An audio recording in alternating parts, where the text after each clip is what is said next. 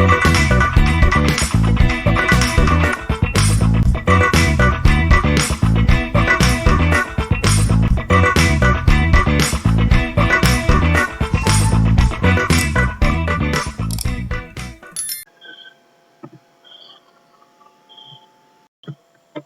this today we will talk about invertible function. So in invertible function means you are undoing a function. So you have an input, you have applied a function, you want to reverse that function. So whether it is possible, so if it is possible, then they are invertible function. You should be able to reverse the operation you have just done on the input. Okay, so let's see the definition. So a function f from a to b is said to be invertible if there exists a function g from b to a such that g of f is identity of a and f of g is identity of b. So let's take in a image form this. So we will have an a here, so set a. So we have a b here on set b. So you apply a function f. Okay, so then again you come back here applying g. Okay, you first apply f, then apply g of f of a. So what do you get back? You get back a only. Okay, you get back a only. So that's why, so if it is for all elements, you will get back g of f, you will get back all the elements of set a. Okay, so if it is a1 is there, g of f. Okay, so you will apply a1. First you apply f of a1 you get b. If g is inverse of f, then on b when you apply g again, so you will get back the a1 back, right? So g of f1 f a1 will be a1, g of f a2 will be a2 only, where this all a1 a2 all belongs to set a.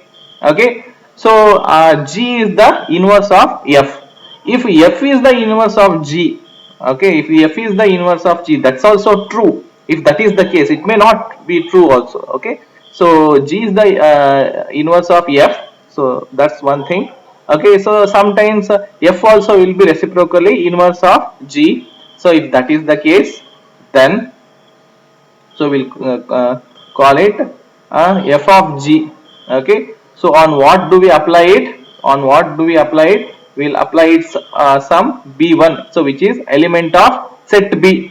Okay, element of set b. So we first apply on b1 some function g. Okay, what do we get? We get some element an element a1 in set a. Again we apply the function f on that a1.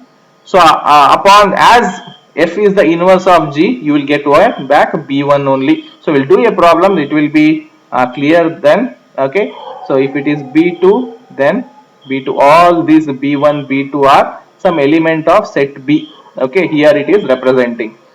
So how it is represented? G equal to f inverse.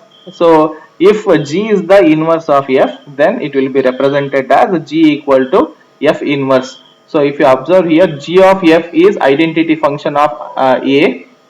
Okay, and f of g will be observed here identity function of b it is.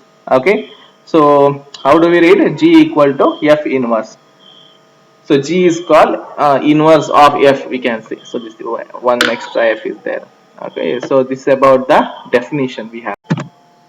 In example 1, so we have set A 1, 2, 3, 4 and F and G are the functions which are defined on set A, and we have a F and G mapping. So whether they are inverses of each other, we have to find out.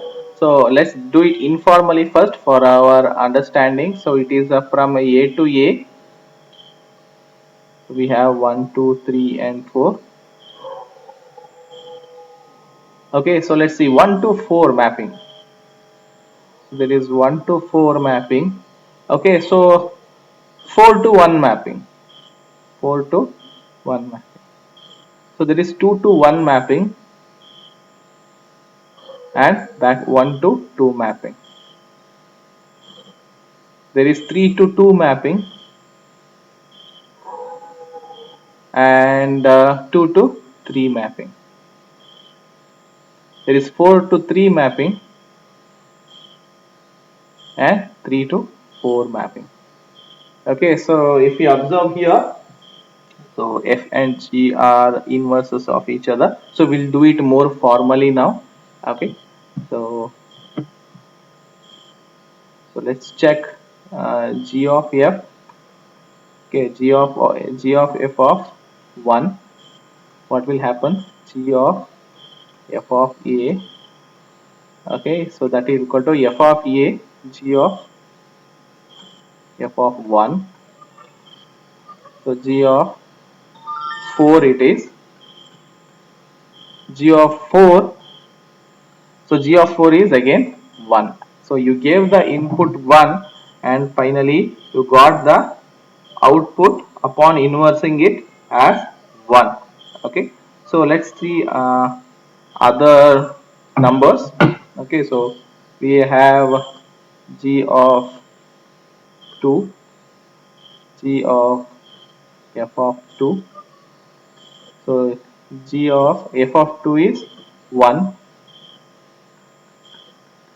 So G of 1 is 2. G of F 3, G of F of 3, F of 3 is 2, G of 2 is 3, G of F of 4, G of F of 4 we have, F of 4 is 1, sorry, F of 4 is 3, sorry, so F of 4 is 3,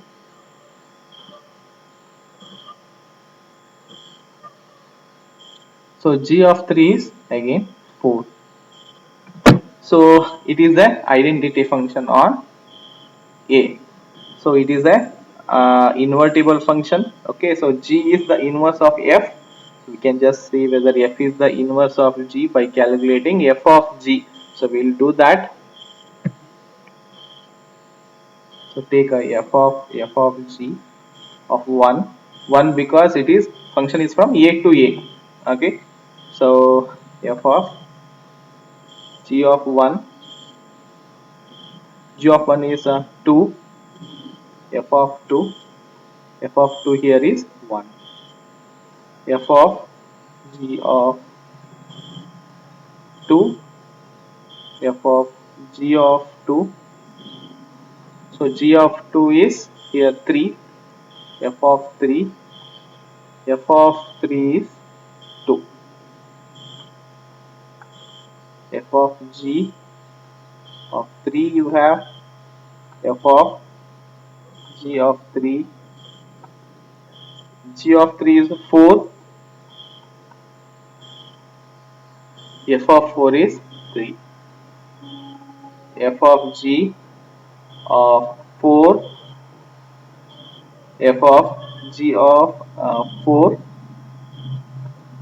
G of 4 is 1, so F of 1 we have, F of 1 will be 4.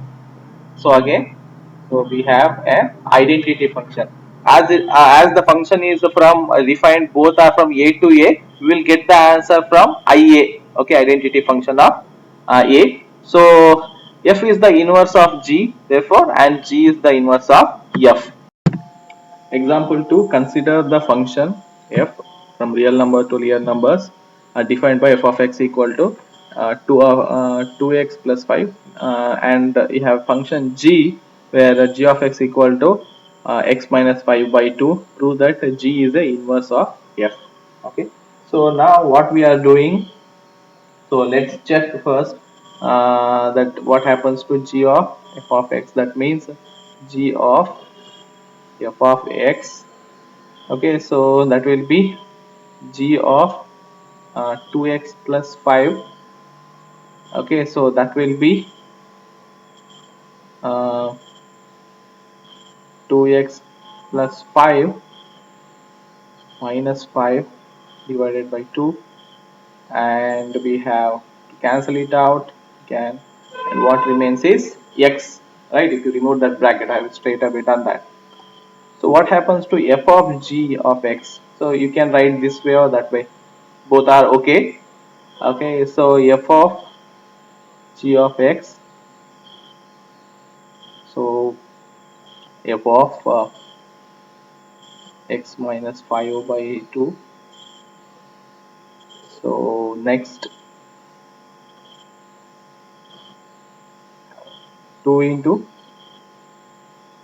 x minus 5 divided by 2 plus 5. Okay, so that's what you have. So you take out these two. Next x minus 5 plus 5 remains, x minus 5 plus 5 remains. Take that out and you will get x. Okay, so so what we are getting is an identity function. So therefore g is an inverse of f, and also we can see that f is also an inverse of g. So though they are not prove, it is not required to prove in the question. So we have just done that, and g is the inverse of f, and f is the inverse of g. So if a function f from a to b is invertible, then it has a unique inverse. Unique inverse means it has only one inverse. There are no multiple inverses for a function. So further, f of a equal to b, if they are, then f inverse of b equal to a we have to prove. Okay, so let's take the first part. So there is a function f, f which is given from a to b. Now remember the proof by contradiction. By proof by contradiction, what happens? So first we have to prove something.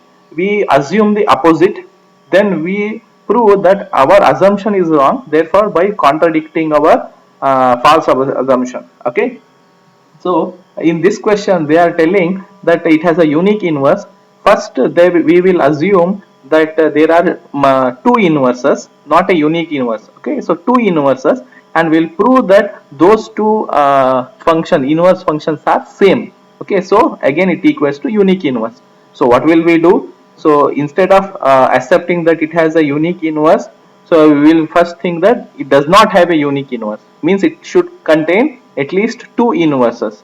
So by mathematical steps, we will prove that those two inverses which we have assumed, they are one and same. That means it has a unique inverse. Okay, so we have f from a to b.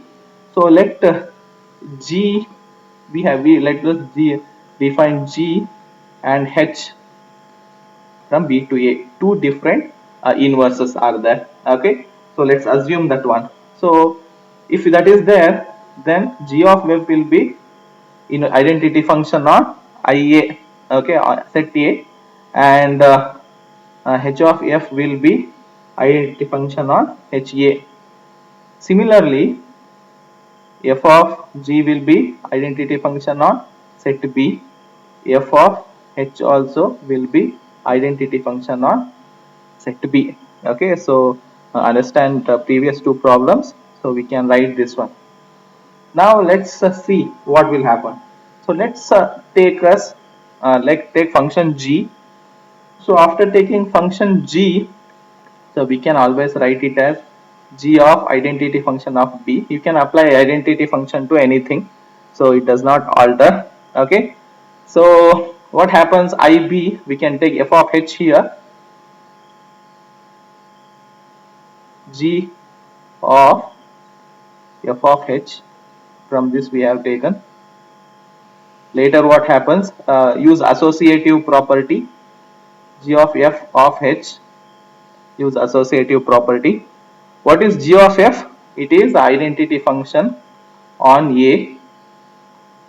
Okay, so identity function, it does not have any effect, so h remains here. Okay, so we have proved that g equal to h. Uh, so this proves what we want. Okay, so this is the first step. Let's take the second one. The second one is also a very easy one. Let's go to the second part. So if f of a equal to b, so that's given, f of a equal to b, that's given. Okay, so then we have to prove that f inverse of b equal to a. So let's take a. Okay, so what can we apply? We can apply identity function of a, so it gives the same result. Okay, so does not change. Next, identity always if f and g are inverse of each other, it has been proved. Okay, if f and g are inverse of each other, so then g of f will be same. Okay, g of f will be ia, identity function of a, right? So first, if you have forgot, again if you want to remind, okay, so you have g f of a, you will get g of f of a will be b. As g is the inverse of f, you will get back g of b will be again a. So that's why it is identity function on a. So that's how it is, right? Okay, so let's continue here. So how can we write g of f of a? Again we will use the same formula. So g of f of a, so that f of a, what it is, b it is. Okay, f of a equal to b, it is given in the question, g of b. Okay, so we started from a, and we reached g of b. Okay, so then, so we know, so finally what we have proved here, we have proved that g of b equal to a. Okay, we have proved that g of b equal to a. So what we have assumed, g is the inverse of f, right? So we have proved in our previous step that g is the inverse of f. So that's what we are getting here. So g is the inverse of f, straight away, right? F inverse of b equal to a. So example 4, a function f from a to b is invertible if and only if it is a one-to-one and onto. So what is one-to-one? Different images have different pre-images have different images. Okay, so they all have different mappings. Now, so how do we have proved that a particular function is one-to-one? So we assume that, so what is the condition? So initially, so if you have an input, you have a separate mapping for that. Okay, so no pre-images have the same image. So assume initially that that's false. Okay, so assume that there are two elements which belongs to set A such that f of a1 equal to f of a2. So both map to the same image. Okay, so we go on to prove that these two are actually same. Okay, so that's why it has a unique image. Okay, so f of a1 equal to f of a2. If you apply inverse for it, okay, so let g be a inverse for it. If you apply a inverse for it, so after applying inverse, so what do you get? You get a1 equal to a2. Okay, so f of a1 equal to f of a2 only when a1 will be equal to a2. So how do we imagine this one? So you have a1 a2, there is some image. Initially you say that different elements should have different image, right? So initially you assume that it is mapping to the same image. Later you prove that these two are equal. If they are two, if these two are equal, then fine. So this a1 and a2 are both are same. So different elements have mapping to different images. Okay. So f of a1 equal to f of a2 only when these two elements are same. Okay. So when these two elements are different and they have the same mapping, then it is not one to one. Okay, so this is the difference. Okay, so let's move on to prove that it is onto function. What is onto function? Every image has a pre-image. Okay, so let there be a pre image b. Okay, so which belongs to set b. Later we move on. How can we apply it? We can say that it can be we can apply a identity function on it. Okay, so how can we expand that identity function? F of g. Okay, so f of g. So how can we say that f of g of B. Okay, so now we can say that every element here which belongs to set B has a pre-image in set A. Okay, pre-image in set A. So therefore, it is a B is a B is onto. Okay, so this function f from A to B is onto. So for every image that is in set B we have, okay, there is a function which is mapped to it.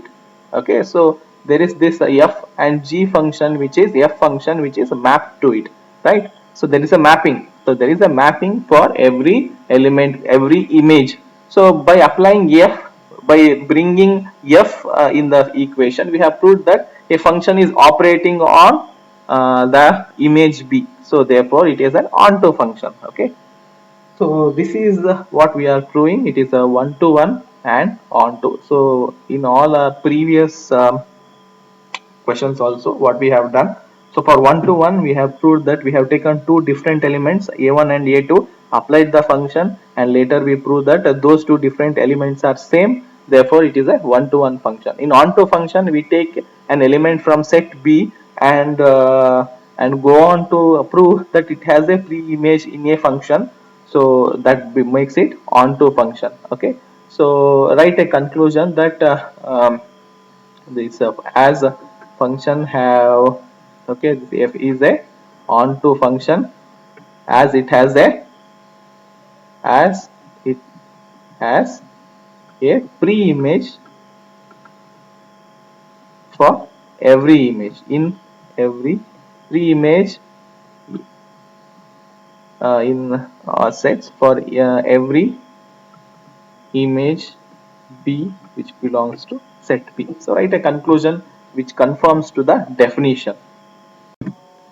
So example 5, function f is from a to b, g is from b to c are invertible function, then g of f is from a to c is an invertible function. We have to prove that, and also g of f inverse equal to f inverse of g inverse. Okay, so now we have to observe that f and g are not invertible with each other. Okay, they are separate function, composition of functions we did, right? So f from a to b and g from b to c, then g of f will be from a to c, composition of function. Remember that. Okay, so remember that one. uh, so let's start. So let's assume there is one function we define which are inverse. Okay, so f inverse of g inverse. First, see, if you have g of f, first we have to undo g. Okay, then we have to undo f. We have to first reverse inverse to g, and then we have to apply inverse to f. Okay, so how do we write this one? Okay, so write a h of g of f. Okay, so then what happens? So if that happens, let's see here, what is h? H is f inverse of g inverse. Okay, so of g of f. So let's group them, use the associative property, g inverse of g of f. See, g and its inverse we have. So g is always on set is from b to c. So if you are applying, so if you apply g, then the function goes from set b to set c. If you apply g inverse, the mapping comes from set c to set b. Okay, so f inverse of here, which identity of set b of f. So let's again uh, so ib, it's an identity function, does not have a consequence. We can, what remains is a f inverse of f. So if you apply f function f, then the mapping goes from a to b. If you apply f inverse, then the mapping comes from b to a. So it will be an identity function on a. Okay, so so if you apply g of f, it goes, mapping goes from a to c, and when we apply f inverse of g inverse, So the mapping comes back from C to A. Okay, if we apply G of F, mapping goes from A to C. If we apply inverse, then mapping comes from C to A. So there G of F will be inversed, can be inversed using H. Okay, so this whole inverse can be H, that will be equal to G inverse of F inverse. Okay, so we want to find what is G of F. We have applied G of F, we want to find out what is G of F inverse. So G of F inverse is G inverse of N, if F inverse. So we want to inverse this whole function, composition of function. So if we apply G inverse of F inverse, it will be like inversing the G of F. Okay, so we have proved here that G of F inverse is equal to F inverse of G inverse. So let A equal to is a real number and it is greater than, or its value starts from -1. Okay, -1 and above. So we have B, which is a set of real numbers, and its value starts from 0 and above. So consider the function f from a to b. So it is defined by f of a equal to square root of a plus 1, f of a equal to square root of a plus 1. Okay, so f of a equal to square root of a plus 1. Show that f is invertible and determine f inverse. Okay, so we should remember the previous problem where we show that if a function is in one to one and on to, so if both are there, then it is invertible. Okay, if a function is one to one, if a function is on to, then it is invertible. Okay, so now, so let's go on to prove that. So we know that how to prove one to one. So take two elements a1 and a2, so which belongs to set a1, set a. Okay, so take out a1 equal to square and f of a2 equal to a2 plus 1. Okay, so let's assume, okay, f1 equal to a1 and a2. So square root of a1 plus 1 square root of a2 plus 1. So take out the squares.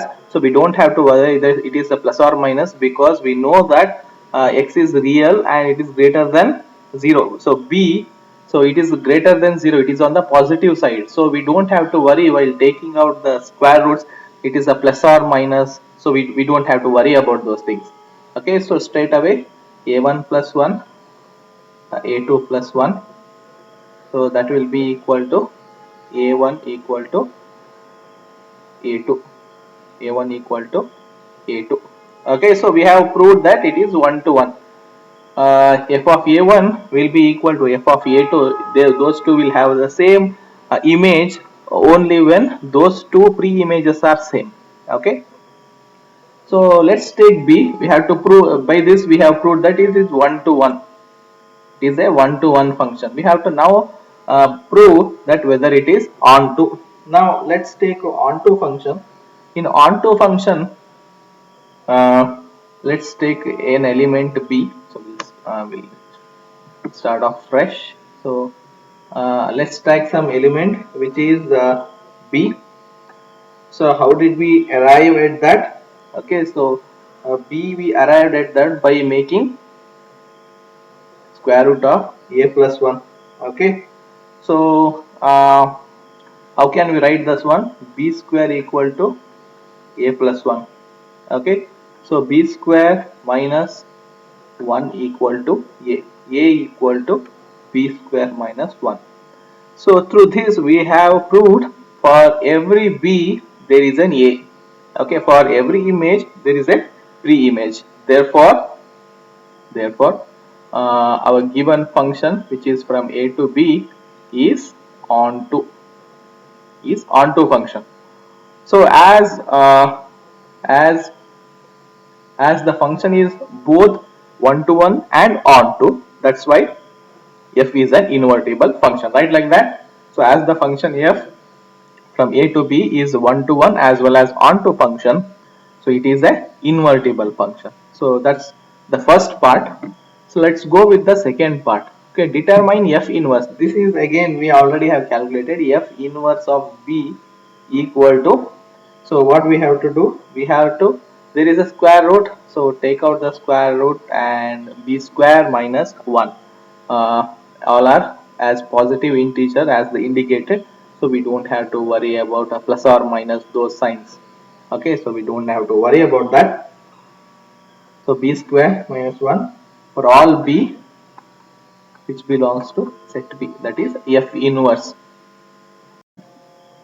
So let A equal to A and B are set of real numbers, and F and G are defined by f of x equal to 2x cube minus 1 and g of y equal to y plus 1 by 2 the power of 1 by 3. So prove that f and g are inverses of each other. Okay, so find out the first g of f. So let's find out the g of f. So g of f is applied on x. Okay, so x some x which belongs to set A, here y belongs to set B. Okay, for all x which belongs to set A. So g of f, g of f of x, that's why we are applying it on x. Okay, so f is from A to B. Okay, so when we are taking f is applied first here, therefore it has to be an element from set A. Okay, that's why it is f g of f of x. If the element if the function which is to be applied first is g, then it should be from set B, that is in this case y. Okay, so here in g of f, the first function to be applied will be f, and that f will be a mapping from set A to set B. So the element of set A are represented as x, so it is a g of f of x. Next, g of f of x you get, and f of x is the g of 2x cube minus 1. Okay, so later, so g we have to 2x cube minus 1. Okay, 2x cube minus 1 plus 1. So this y becomes a 2x cube minus 1. Okay, so the sequence g of y we are applying now. 2x cube minus 1 plus 1. Okay, so divided by 2 whole to the power of 1 by 3. So whole to the power of 1 by 3 whole to the power of, so x cube it is, to the power of 1 by 3. So what happens here, plus 1 and minus 1 you have, you can take it out. So after that one, 2x cube by 2 it is, so you can take it out. Okay, so later x what remains, x cube power 1 by 3, it is equal to x. Okay, g of f of x is again x, that is identity function on A we got. Let's calculate f of g. So f of g we have, okay, so g is the function which is applied first, therefore it should be applied on set B, and set B's elements are represented as y, so we are applying it on y. Okay, f of g of y. So f of g of y, g of y is given by f of y plus 1 by 2 1 by 3. So this whole thing is x now. Okay, so how do we substitute? 2 y plus 1 divided by 2 whole 1 by 3. Okay, cube minus 1. Okay, so this whole thing is x should be treated. Now this cube and 1 by 3 gone. Okay, so once this one is gone, whole cube, so we can straight away go on to cutting off this 2. After these 2 is cut, plus 1, and this minus 1 can be cut. So it's normal arithmetic, and I am assuming that you can easily do the steps. So I am directly doing here. So what remains is y. So what do we get? Identity function on b. So for f of g, we are getting identity function on b, and g of f, we are getting identity function on a. Okay, so g and f are invertible, and they are inverse of each other. So that's the conclusion.